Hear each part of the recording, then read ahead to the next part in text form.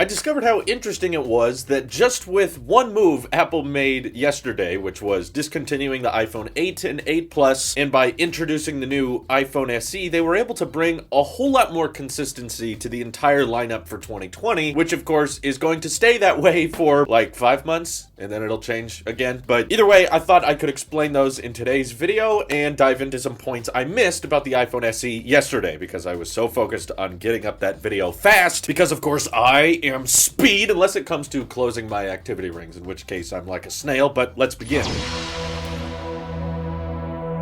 Okay, so there's a few things that died yesterday, right? So the iPhone 8 and 8 Plus, they were great phones, very, very practical, and a lot of people enjoyed them, but the iPhone SE kind of replaced both in a lot of good ways. So one thing to mention is that while a lot of people may compare the iPhone 8 camera and say, okay, it's the XR basically, it's really only like the XR because it has the same software advantages. So the camera hardware and sensor in the iPhone SE are the same hardware that are in the iPhone 8. The only difference is it's now being powered by the A13 chip, which does enable some software features we've never seen Apple brought before, which was very easy to sweep under the rug because I even missed it in yesterday's video, which is that portrait mode is not just on the rear-facing camera. I know it just works with people, but they also added portrait mode to the front-facing camera as well. And before the iPhone SE came out, pretty much any device out there that had portrait mode on the front-facing camera had to have the true depth camera system. So even though the iPhone 8 had, A11 chip, pretty powerful, it was still not capable of doing portrait mode on the front-facing camera because, Apple kept saying, like, if you want to do portrait mode on the front, you're going to need those Face ID sensors. We have it on the iPad Pro, which of course has Face ID, and we've had it on the XR, the 11, and of course all the Pro iPhones, which all have the Face ID sensors. The iPhone SE is the first iPhone ever to not have those true depth camera systems in place and still get portrait mode on the front, and that is only thanks to the capabilities of the A13 chip. Obviously, we're not the guys who designed the software and the architecture, so it's possible they could have developed a version for, iPhones with the A11 chip, but this is the first time it's like in-house from Apple allowing, the different portrait mode lighting shots, and I'm sure there's some third-party apps that could bring portrait mode to phones that don't have it, but at least from Apple, this is the first time they've said, hey, this phone only has one camera on the front, no true depth camera system, only one camera on the back, and both of them have portrait mode, which is kind of crazy, but the way it makes the iPhone lineup way more consistent is the fact that now every single iPhone Apple sells new, we're not counting certified refurbished or those discontinued phones, but every iPhone they offer new now supports portrait mode on the front and back. Another thing that completely died yesterday is 3D Touch. Yeah, if you looked at the iPhone lineup last week, you would realize that the iPhone 8 and 8 Plus were the only iPhones still rocking 3D Touch hardware, which has been removed from the iPhone SE. And I know this is kind of a sad thing for a lot of people, but it helps with consistency between iOS continuity on iPad and iPhone. The fact that everything has been moved to haptic touch, so from the cheapest iPhone, the SE, all the way up to the 11 Pro Max, haptic touch is now default. That's now the standard. All of them still have Lightning. All of them default with 64 gigabytes, and all of them have kind of that same curved edges design, which we've had since the iPhone 6. But yeah, absolutely expect that to change later this year once we finally get the squared off design to come back. But you can tell Apple was trying their best to unify the lineup so it's less confusing, so people are like, wait, what's 3D Touch? Or wait, which phone gets portrait mode? Okay, the 8 Plus gets portrait mode on the back, but not on the front, and the regular iPhone 8 doesn't get portrait mode at all. No, the iPhone SE is literally targeted at being a replacement for anyone who bought an iPhone 8 Plus or anything lower than that. So whether it was an 8, 7 Plus, 7, or lower, that's what Apple compares it to directly. I thought it was kind of an interesting side of their site, how they were like, whichever phone you have right now, select from this list, and then the list of benefits we provide beneath will change depending on which phone you put into the website. So they're showcasing people that even if you have an iPhone 8 from 2017, there's a significant number of upgrades you get along with the SE. But in case there were some people out there concerned about, hey, this has a forehead, this has a chin, this is a dated design, this thing shouldn't be here, why is this in 2020? It's because it's targeted at people that have not upgraded their phones in the past couple years. That's why it's $400. And also, I don't think it's admitting that the flagship iPhones are overpriced, because Apple launched a recycled design with updated internals way back in March of 2016, where the price of their flagship phones were not what they are today, but it was still $400. So the point is, as several other YouTubers have said, Apple isn't making iPhones more expensive, they're making more expensive iPhones, because they're doing more, they're gaining more capabilities than they have in the past, which is why they cost more. But at the same time, they want to continue to provide those budget options that provide people with lots and lots of years of software support, lots and lots of longevity for people to take advantage of when they don't want to upgrade their phone that regularly, which is why I think it's reasonable to assume that the SE is probably going to sell pretty well, because it's kind of the phone for everyone's dad. I don't know how relatable that is, but I've just seen so many people saying like, yeah, my dad would definitely get that. And I'm in the same boat. Next time I see my dad, I'm going to be like, hey, you got a 6S Plus? Yeah, you should switch to this thing, because I recall handing my 11 Pro Max to my father and showing him how it worked, and he was like, wait, how do I get to the home screen? I'm like, you gotta swipe up on this one. And he's like, oh my god, why do they have to keep changing these things? And I'm like, hey, SE is perfect, you know? That's the phone for everyone who hates phones but has to get a new one. It especially brings that $400 price tag down when people are going to be trading in their old 7s or 6s, making it even more affordable than it already is, which just makes a whole lot of sense to me. And I think there's going to be a lot of people that are glad to buy it, and they're going to use it for a long time. My sister still uses the original iPhone SE, and more than likely she'll switch to this phone once she's ready to upgrade. So anywho, let me know what you guys think, if the iPhone SE was a big disappointment, or does this make a whole lot of sense for a whole lot of people? Feel free to hit me up over on Twitter, join my Discord, and we can talk more about the iPhone lineup as it currently stands today. This is your Apple Sheep here, and I want to get the white iPhone SE because it looks great, but I feel bad not getting the red one because it supports the pandemic. So, I'll see you in the next one.